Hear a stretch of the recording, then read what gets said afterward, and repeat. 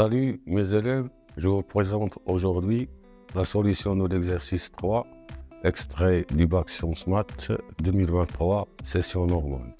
Alors commençons à rédiger la solution. Dans cet exercice qui est l'exercice 3 des nombres complexes, on se donne un u fixé au départ qui est égal à 1 plus 2 moins racine 3i.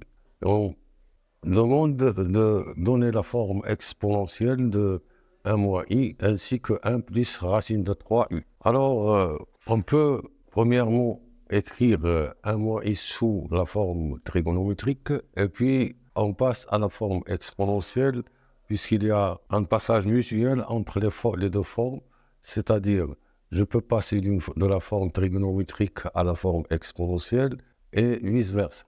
Alors 1 moins i, le module de 1 moins i c'est racine de 2.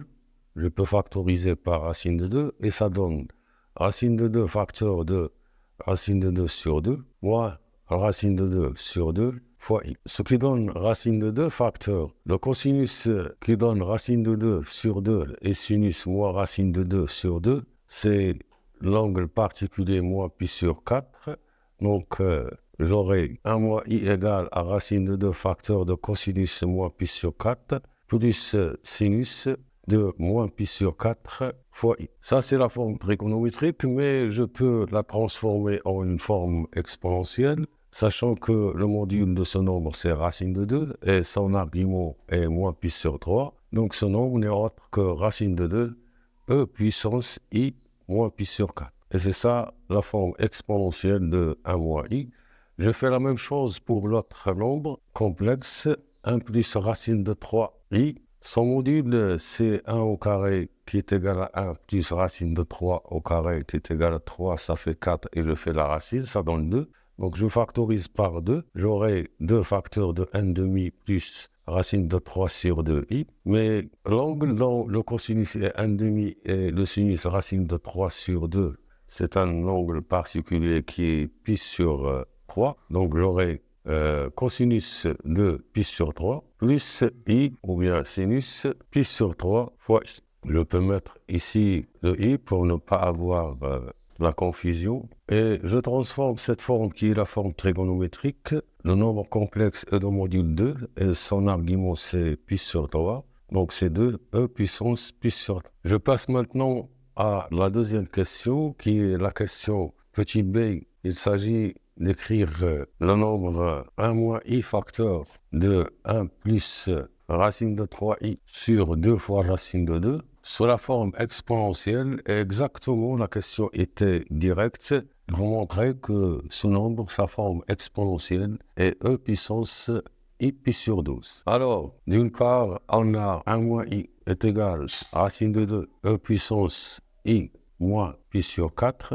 Et d'autre part, on a 1 plus racine de 3i égale 2 e puissance i pi sur 3. Donc, le produit 1 moins i facteur de 1 plus racine de 3i, je vais essayer de l'écrire sous la forme exponentielle en utilisant les règles de calcul des formes exponentielles. Donc, je remplace 1 moins i par la quantité racine de 2 e puissance i moins pi sur 4 et je remplace 1 plus racine de 3i par 2 e puissance i pi sur 3 et je fais le calcul. Racine de 2 fois 2, c'est 2 racines de 2 et e puissance i moins pi sur 4 fois e puissance i pi sur 3, c'est e puissance i facteur de e puissance i facteur de moins pi sur 4 plus pi sur 3 qui sera égal à 2 racines de 2 e puissance i et je réduis au même dénominateur 3 fois 4, 12, donc moins 3 pi plus 4 pi, ça donne pi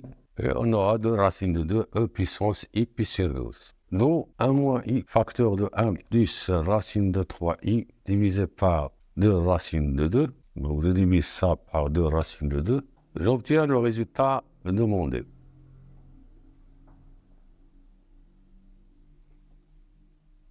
Maintenant, on passe à la question 1 petit c. Il s'agit de déduire la tangente de pi sur 12 en utilisant les questions précédentes. Et plus exactement, on va utiliser la question 1b. Le pi sur 12 figure dans la question 1 petit b. Elle est cachée ici et la tangente n'est autre que le sinus sur le cosinus de pi sur 12, bien sûr, on le trouve ici. Donc on va essayer d'évaluer sinus pi sur 12 sur cosinus pi sur 12 en faisant la comparaison des parties réelles et parties imaginaires des deux écritures, l'écriture complexe ou bien trigonométrique avec l'écriture algébrique. Donc dans un premier temps, on va écrire ce quotient sous la forme algébrique. 1 moins i facteur de 1 plus racine de 3i est égal. 1 fois 1 c'est 1 et moins i fois racine de 3i ça donne plus racine de 3 et plus moins i plus racine de 3i et je factorise par le i.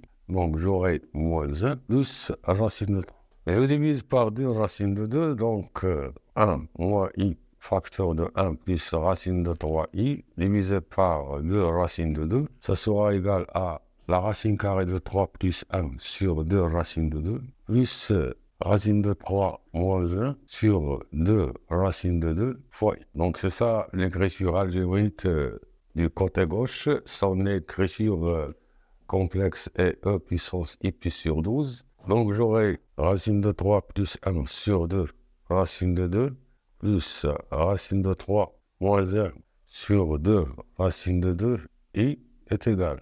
D'après étoile, il est égal à cosinus pi sur 12 plus i sinus pi sur 12. Et puisque l'écriture d'un nombre complexe est unique, alors je peux comparer les parties réelles et les parties imaginaires à partir de cette égalité et j'aurai le sinus de pi sur 12 qui est la partie imaginaire de ce côté.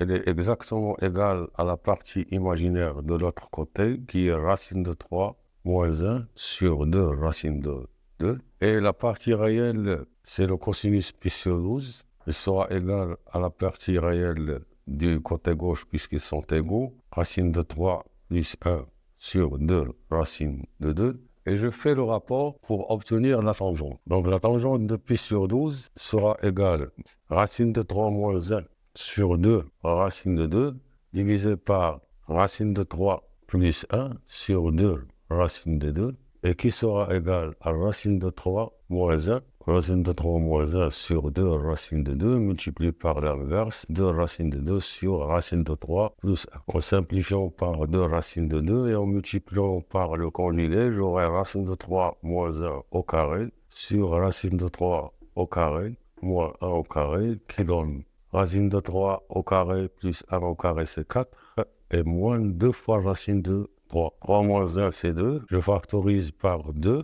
Le numérateur, je simplifie par 2 et je trouve comme tangente 2 moins racine de 3. Passons maintenant à la question 1 petit d. Il s'agit de vérifier que le nombre complexe u est égal à racine de 6 moins racine de 2 fois e puissance i pi sur 12. En utilisant la question précédente, on a e puissance i pi sur 12 est égal à racine de 3 plus 1 plus 2 racine de 3 moins 1, le tout sur 2 racines de 2. On multiplie par racine de 6 moins racine de 2, e puissance i pi sur 12, il sera égal à, je factorise par la racine carrée de 2, ça donne racine de 2 facteur de racine de 3 moins 1, et je multiplie par racine de 3 plus 1 plus i facteur de racine de 3 moins 1. Le tout sur 2 racine de 2. J'effectue les calculs. Premièrement, racine de 2, avec ce racine de 2, ça se simplifie.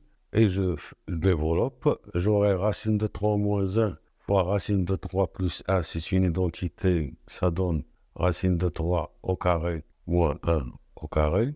Et plus i, facteur de racine de 3 moins 1 fois lui-même, ça donne racine de 3 moins 1 au carré. Et le tout sur 2. Ça donne 3 moins 1, c'est 2, et plus i. Racine de 3 au carré, c'est 3 plus 1 au carré, ça donne 4, et moins 2 fois racine de 3. Le tout sur 2. 2 sur 2, ça donne 1, et plus i. Je mets 2 en facteur ici, ça donne 2. Facteur de 2, moins racine de 3 sur 2. Et enfin, j'aurai 1 plus 2, moins racine de 3, i. Et ce n'est autre que le nombre complexe du départ U. Montrons que, quel que soit n appartenant à n, xn plus yn égale à u puissance n, en utilisant le principe de référence. Commençons par l'initialisation. Pour n égale à 0, on a x0 plus iy0 est égal. x0 est égal à 1, plus 0 fois i, et ça donne 1. Le côté droit qui est u à la puissance n, lorsque n est égal à 0, u à la puissance 0 c'est 1, d'où l'égalité est bien initialisée. Ma deuxième étape, c'est l'étape d'hérédité, soit n un entier quelconque appartenant à n. Hypothèse de récurrence, on suppose que xn plus iyn est égal à u à la puissance n, et il s'agit de montrer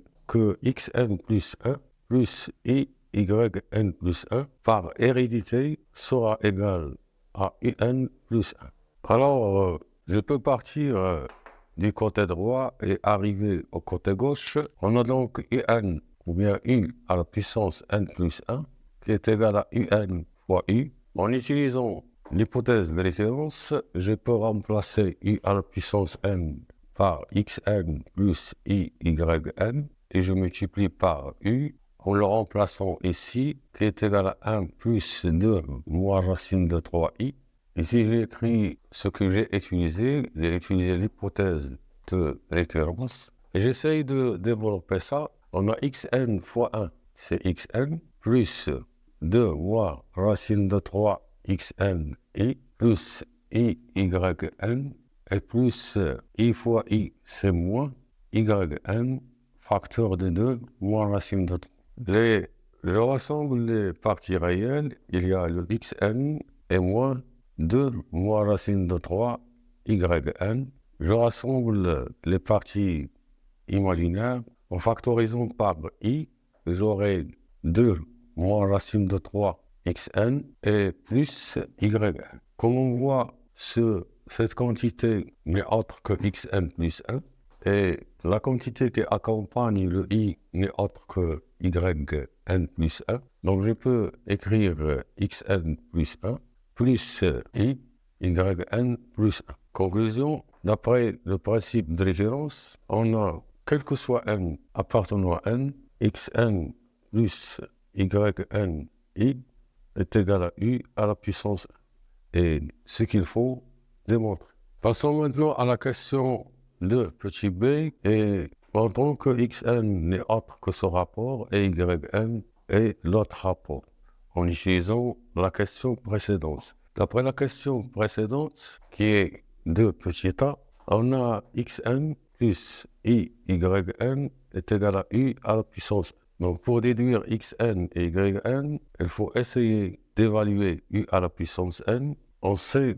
que, d'après la question 1 petit d, que u est égal à racine de 6 moins racine de 2 au facteur de e puissance i pi sur 12. Donc, u à la puissance n sera égal à la racine de 6 moins racine de 2 à la puissance n, e puissance i n pi sur 12. Donc déjà, j'ai réalisé, ou bien j'ai apparu de n pi sur 12. Reste à apparaître le cosinus pi sur 12. Mais d'après la première question, on a déjà, pour calculer la tangente de pi sur 12, on a évalué le sinus et le cosinus de pi sur 12, qui est dans ce petit tableau. Or, le sinus de pi sur 12 est égal à racine de 3 moins 1 sur 2 racine de 2, qui est égal à racine de 6 moins racine de 2 sur 4. Et le cosinus de pi sur 12, c'est racine de 3 plus 1 sur 2 racine de 2, qui est égal à racine de 6, plus racine de 2 sur 4. Alors, on a, d'après cette égalité, xn est égal à la partie réelle de u à la puissance n, et la partie réelle de u à la puissance n n'est autre que racine de 6 moins racine de 2 à la puissance n, fois le cosinus de pi sur 12. Mais le cosinus de pi sur 12, c'est racine de 6 plus racine de 2 sur 4, Donc, je fais apparaître ce racine de 6 plus racine de 2 en multipliant par le conjugué. J'aurai 4 sur racine de 6 plus racine de 2 et le tout à la puissance n fois le cosinus de n pi sur 12, pardon. Et 4 sur racine de 6 plus racine de 2, d'après ce qui précède, c'est le cosinus de pi sur 12. C'est l'inverse du cosinus pi sur 12 à la puissance n. Donc, le xn sera égal à cosinus n pi sur 12 sur cosinus n pi sur 12 sur cosinus pi sur 12, le tout à la puissance n. J'aurais fait la même chose pour obtenir le yn. Yn, d'après cette égalité, c'est la partie imaginaire de u à la puissance n. Et la partie imaginaire de u à la puissance n, c'est racine de 6 moins racine de 2 à la puissance n, multiplié par le sinus de n pi sur 12. Racine de 6 moins racine de 2 à la puissance n n'est autre que cosinus pi sur 12 à la puissance n, d'après le calcul précédent. Donc c'est 1 sur cosinus pi sur 12 à la puissance n. Déjà, on a fait ce calcul, d'où le résultat suivant. Yn est égal sinus n pi sur 12 sur cosinus pi sur 12, le tout à la puissance n. On passe à la question petit 3a. Il s'agit de trouver toutes les valeurs n pour que O à 0 à n soit aligné avec an d'affixe u à la puissance n. Donc, ces 3 points seront alignés si et seulement si l'affixe de an moins l'affixe de O sur l'affixe de A0 moins l'affixe de O appartient à 1. Et il faut noter que ZA0 moins ZO n'est jamais nul car l'affixe de A0 est U à la puissance 0, c'est 1. Et l'affixe de O, c'est 0. Et 0 est différent de 1. Donc je remplace les affixes. J'aurai l'affixe de AN, c'est U à la puissance n. Et cela signifie que la partie imaginaire de U à la puissance n est nulle. Or, la partie imaginaire de U à la puissance n, d'après ce qui précède, c'est Yn. Il doit être nul. Mais d'après l'expression de Yn est nul si et seulement si le sinus de n pi sur 12 est nul. Et un sinus est nul si l'angle est de la forme kapch. Donc, cela signifie qu'il existe un cas appartenant à n tel que n pi sur 12 sera égal à kapch. Ce qui donne qu'il existe un cas appartenant à n tel que n est égal à 12k. Conclusion, O à 0 et an sont alignés si et seulement si n est un multiple de 12. Passons à la question 3 petit b. Il s'agit de montrer que quel que soit n appartenant à n, le triangle OAN plus 1 est rectangle OAN. Pour cela, il faut montrer que ZAN plus 1, c'est-à-dire l'affixe de AN plus 1, moins l'affixe de AN sur l'affixe de O, moins l'affixe de AN, il faut montrer qu'il appartient à IR étoile. Évaluons ce rapport. L'affixe de AN plus 1, c'est U à la puissance N plus 1, et l'affixe de AN, c'est U à la puissance N, 0 moins U à la puissance n, je factorise par U à la puissance n, ça donne U moins 1 sur moins U à la puissance n. Je simplifie par le U à la puissance n et ça donne 1 moins U. Et je remplace U par sa forme algébrique qui était 1 plus 2 moins racine de 3i. 1 moins 1 c'est 0 et j'obtiens racine de 3 moins 2. Moins de racine 2 moins racine 3, c'est racine de 3 moins 2i. Et c'est une quantité qui appartient à IR étoile. Donc, le triangle AN plus 1 est rectangle OAN. Et cela pour tout n de 1.